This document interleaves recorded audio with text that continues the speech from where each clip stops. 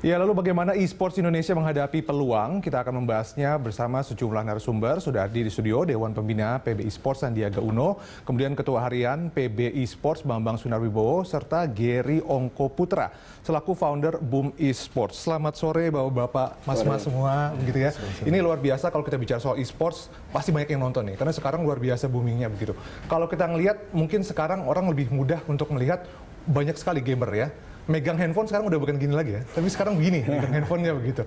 Mungkin dari Mas Sandi dulu, bisa ada gambaran nggak sih seperti apa sebetulnya perkembangan e-sport sendiri di Indonesia itu sekarang seperti apa? Ya, kita lihat sekarang dari jumlah playernya sudah 60 juta dan akan terus bertumbuh. Dalam waktu 5-10 tahun ke depan akan double, akan 2 kali lipat ke 120 juta. Indonesia ini berkembang e-sportsnya karena Indonesia juga sudah berkembang menjadi negara 6 terbesar dari segi digital nations, populasinya yang online.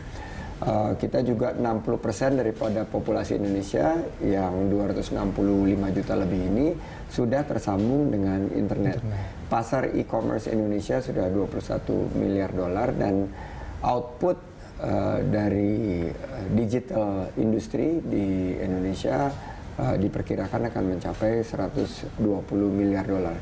Jadi kalau kita lihat ini merupakan satu peluang yang harus kita kelola dengan baik karena Indonesia bisa mendapatkan manfaat paling tidak dari geliat ekonomi, dari prestasi atlet-atlet e-sports, juga dari lapangan kerja yang tercipta, dan terakhir menurut saya yang juga paling penting buat kita adalah ekosistem untuk membangun generasi muda kita memiliki daya saing. Iya, karena kalau tadi Anda bilang 60 juta atletnya sekarang, potensinya tadi sangat-sangat besar, maka wajar kemudian harus ada yang mewadahi, begitu ya, PB Esports ini. Mungkin dari Pak Bambang selaku Ketua Harian nih, apa saja kemudian program-program yang disiapkan untuk menjadi wadah, membantu, mendukung industri esports di Indonesia, mungkin untuk jangka pendek apa, menengah, panjang?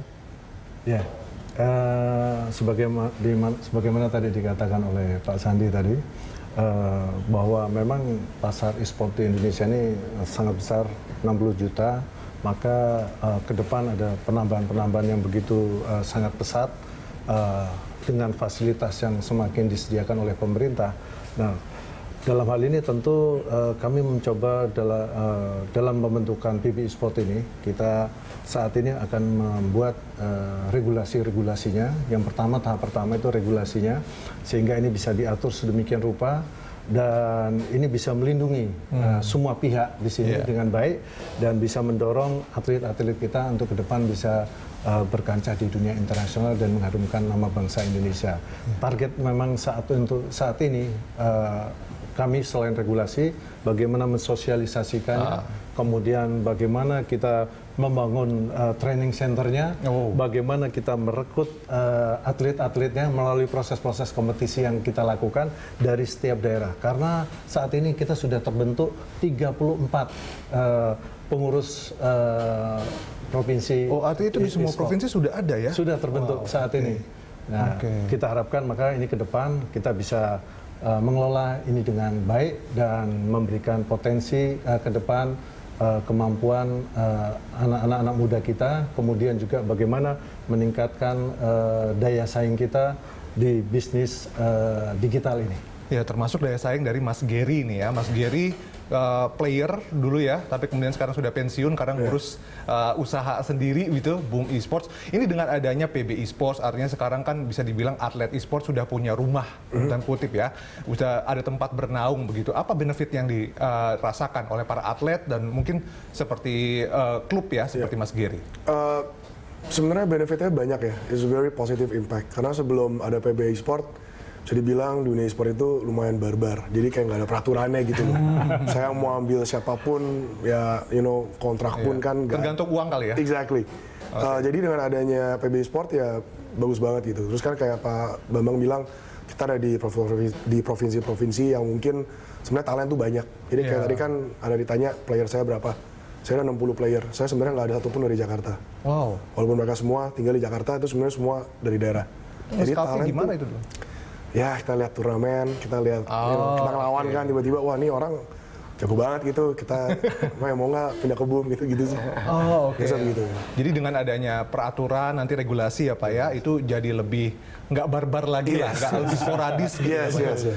Kalau Mas Sandi ngelihatnya nih gimana nih? Jadinya sekarang kalau kita bisa lihat sudah nanti akan ada regulasinya, apalagi infrastrukturnya sudah jelas ya di 34 provinsi, artinya bisa lebih profesional mungkin Mas Sandi. Ya, pertama-tama ini adalah bagian daripada bonus demografi kita. Jumlah penduduk di bawah usia 35 tahun yang kita sebut sebagai milenial, ini tentunya menjadi satu potensi yang dimiliki bangsa ini. E-sports ini juga bertumbuh karena sebagai digital nations, anak-anak muda ini lahir sebagai digital native. Mereka lahir sudah mahir menggunakan gadget, smartphone, mahir bermain game dan memiliki kemampuan untuk adaptasi yang baik. Nah, saya lihat dari segi industri, total skala industrinya sudah mencapai 13 triliun di tahun 2018. Dan kita memperkirakan di tahun 2025 ini akan tumbuh menjadi 2 miliar dolar industrinya. Nah, kalau kita lihat di situ tadi saya bersama Pak Bambang dari segi PBI Sports melihat potensi ini tentunya harus dikelola dengan baik. Selain daripada kompetisi yang akan digelar rutin baik di daerah maupun di pusat, kita juga harus mampu untuk memastikan teman-teman di daerah ini punya ajang turnamen yang mereka bisa berpartisipasi, sehingga kita akhirnya bisa mengalirkan juara dunia seperti Gary dan tim-tim seperti Boom dan lain sebagainya ini bisa juga menciptakan ekosistem industri karena Mas Gary ini nggak hanya tim owner, tapi dia juga akan punya coach, dia akan punya kelengkapan daripada professional team. Kita juga harus menyiapkan event organizer-nya, fasilitasnya juga dari segi infrastruktur, dan kita juga harus pastikan akhirnya e-sports ini memberikan kontribusi yang positif kepada kemajuan bangsa kita. Ya, tugasnya banyak banget sebetulnya buat e-sports begitu ya. Tapi kita akan bahas lagi nanti lebih detail di segmen berikutnya. Pemirsa tetap bersama kami.